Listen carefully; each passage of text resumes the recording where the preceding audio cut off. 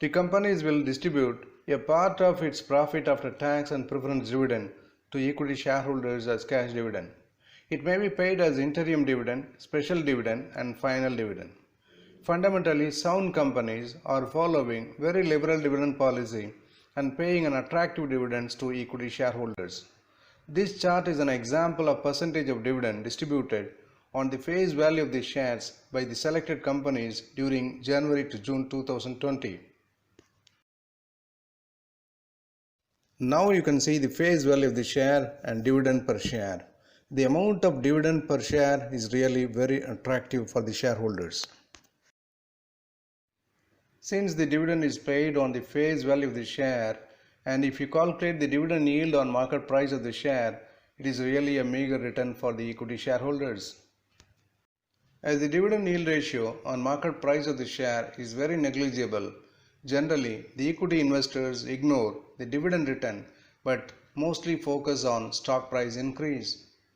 But smart equity investors wisely adopt dividend stripping strategy and reap very high returns just by buying the stock and holding it for few days or weeks.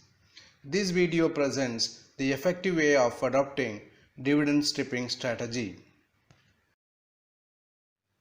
Now let us understand the key deadlines to be followed to adopt dividend stripping strategy.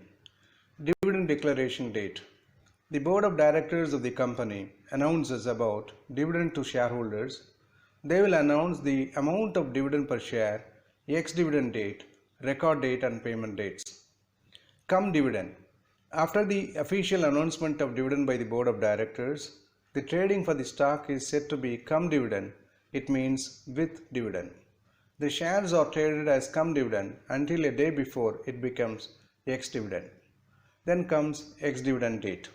As per the rules of stock exchanges, the ex-dividend date is said to be one trading day before the record date. The buyer of the stock on or after this ex-dividend date is not eligible to get declared dividend. Record date. It is the cut-off date used to determine the eligible shareholders for the announced corporate dividend. Usually, it is the day following the ex-dividend date. To be eligible for the dividend, you must buy the stock at least 2 trading days before the record date. Then comes the dividend payment date. Dividend pay date is a date on which the company makes the payment to the shareholders. Now let us see how the dividend stripping strategy increases returns. Dividend stripping strategy is a short-term income strategy to increase the dividend yield ratio.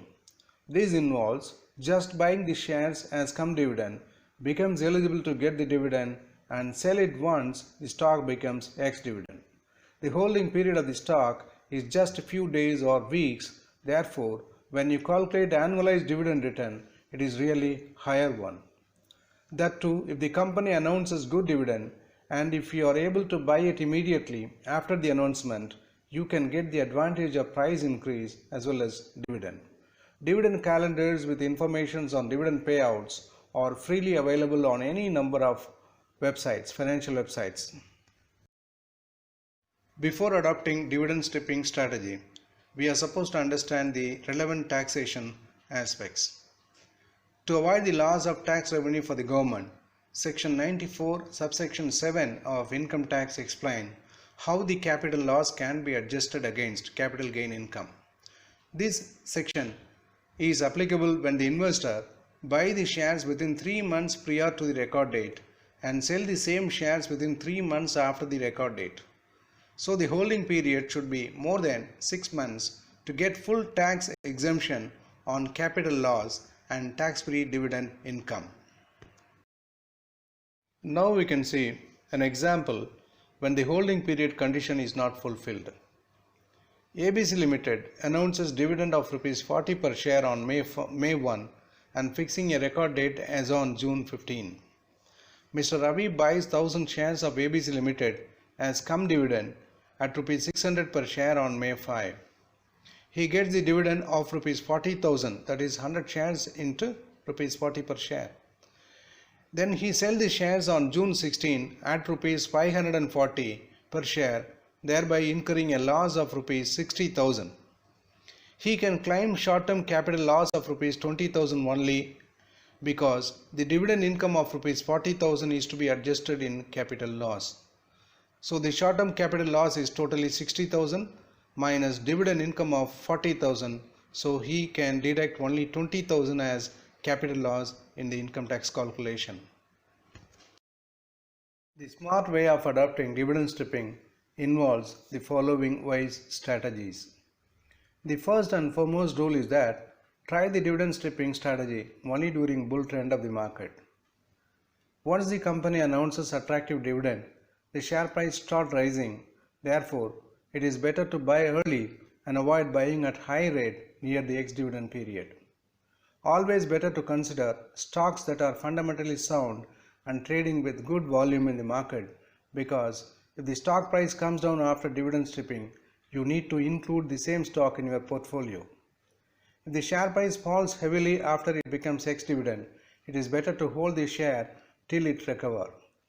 If the dividend amount and rate is not attractive, just ignore even if it is fundamentally sound one. Don't consider junk stocks or stocks that are thinly traded even if the dividend amount is very high. The amount of dividend received should be more than the transaction cost of buying and selling the stock. The dividend taxation aspect also to be looked into.